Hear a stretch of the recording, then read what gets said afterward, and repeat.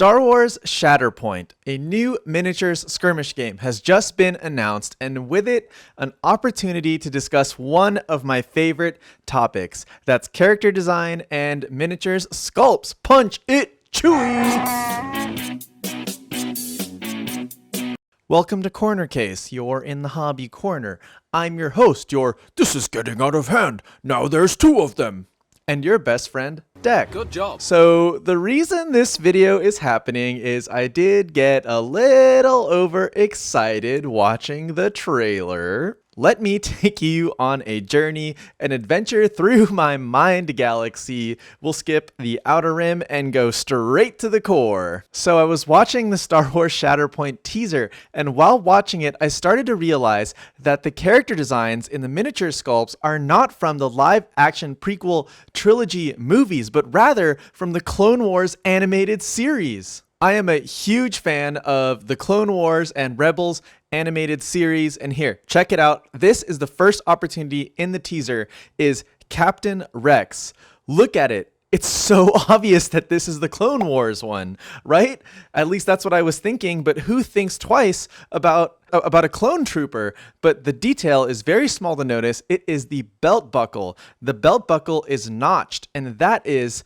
I mean, at the time, I was doubting myself because seriously, who thinks twice about a clone trooper? See, but then the camera zooms out and you can see a Revenge of the Sith era Anakin, and okay, like at this point I'm thinking, well, it would probably be irresponsible for them to try and miniaturize his disheveled and greasy ass hair from the movies. So really, it's probably better craftsmanship to go with that smooth look, which you only see in the animated series. So there's probably like a practical reason why he doesn't look like the live action one. So I'm just tripping at this point still. But see, then I keep watching and boom, the smoking gun, this is it right here, is this crop of General Grievous and his retinue of B2 super battle droids. I know for a fact when I'm watching this that this is definitely the Clone Wars animated series era of character designs. The B2 battle droid, I can tell that arm, that's the animated series arm, that is not the live action arm. And General Grievous, I'm not quite sure, but I'm pretty sure that the chest plate, real time, while I was watching, I'm pretty sure that chest plate is the animated series one. So now I'm looking real hard, squinting real hard at my screen, watching this teaser. Then I keep watching, and now I'm excited to see my favorite character designs. And here it is, the moment of truth, Count Dooku. And what? Count Dooku is neither a strict likeness nor a representation of the animated series design. So now my neurosis is on full blown right now. I'm trying to figure out, why are they using the clone trooper and the droid designs from the animated series, but the likeness, Count Dooku, is like neither the animated series nor the live action one. Why would they have to coexist with each other like this? Then the camera swoops down and they show Luminara, and Luminara looks like the animated series Luminara. So now I'm like absolutely going crazy watching this teaser trailer, because you have some characters that are, okay, I thought the rule was droids and hard object designs come from the animated series and likenesses have to be kind of in between, but then they showed Luminara, and Luminara looks like the animated series Luminara. So I feel like they broke the rule. Now I can't figure it out now. So at this point, I start doing homework for this video, right? So now I'm looking at Captain Rex and I verify, okay, Captain Rex, definitely this is the animated series Captain Rex. I was not tripping when I pointed out that notched belt buckle. But then I also double checked Star Wars Legion. So I was like, wait, so what is Star Wars Legion doing? Because I haven't been playing in the last year and a half. I don't remember what the designs look like. I double checked. Star Wars Legion is actually true to the live action representations of the designs. So you look at the ARC Trooper designs and they're definitely using a miniaturized version of the live action belt buckles. So, okay, okay, and I start looking, and this is true across the board. So I look at the B2 Super Battle Droids. Okay, Star Wars Shatterpoint.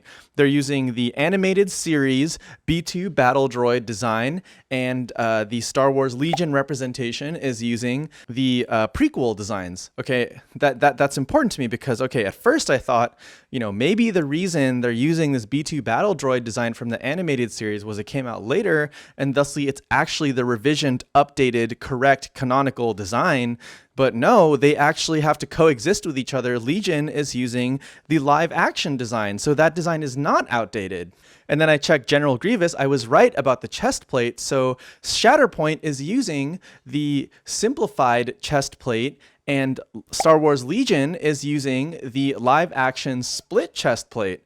Okay, so now I'm starting to see a pattern here. As much as possible, they're trying to use the Clone Wars animated series designs. So I want to walk it back for a second. Why am I so worked up about this topic?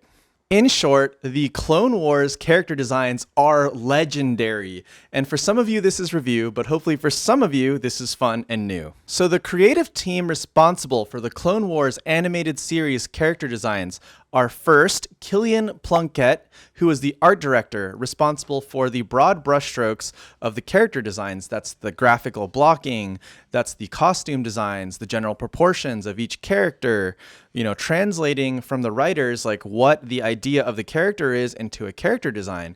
And second is Darren Marshall, who was responsible for taking those 2D designs and translating them into 3D. Darren Marshall worked in physical medium, sculpting characters out of clay.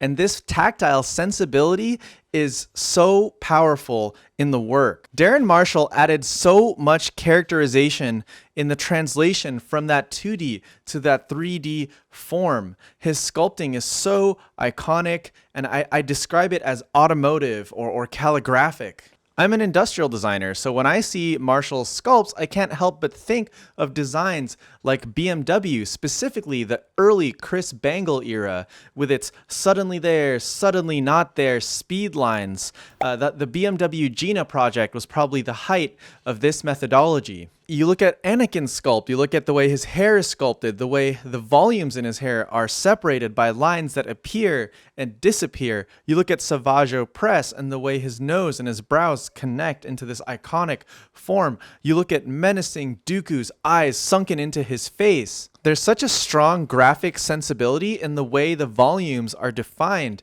in Marshall's sculpts. You look at Ahsoka's eyes and they tell you that she is one of the main characters. Her obricularis oculi do a great job, are such a clean shape, and do such a great job of adding visual priority, focus to her eyes.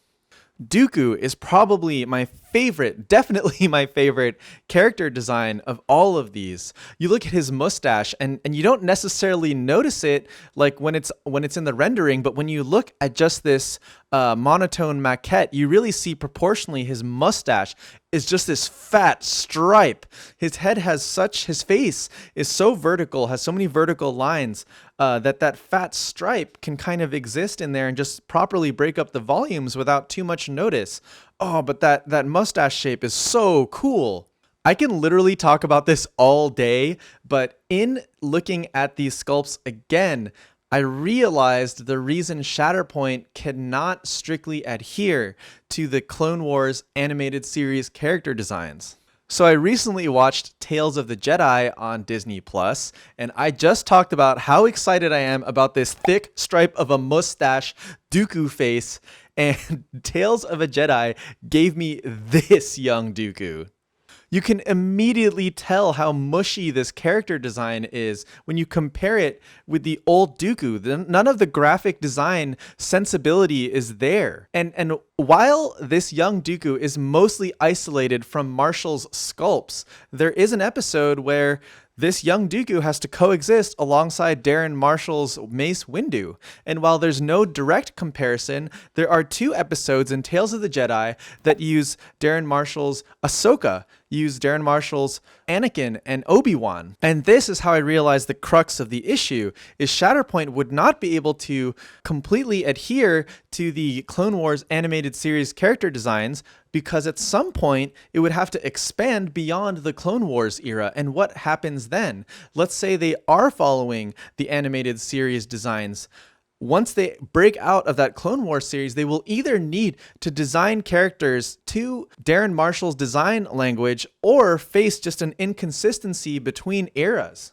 Therefore, for the faces and likenesses, the Shatterpoint sculpts have to err on the side of realism. Anyway, I was just kind of excited that Shatterpoint was using the Clone Wars designs because I just really love that animated series. I understand now why they cannot completely do that. There are many facets to this topic, and if you hop on the Discord or comment below, I will discuss them with you at length.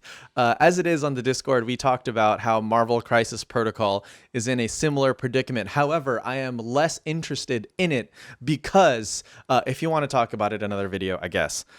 Anyway, hope you guys had fun. Hope that was Darren Marshall stuff was kind of new for some of you. Otherwise, join the Discord, join the Patreon. Thank you so much to our Patreon supporters. And thank you so much for anyone who leaves likes and comments. Like and subscribe. Thank you so much. Appreciate you. May the force be with you. See you next time.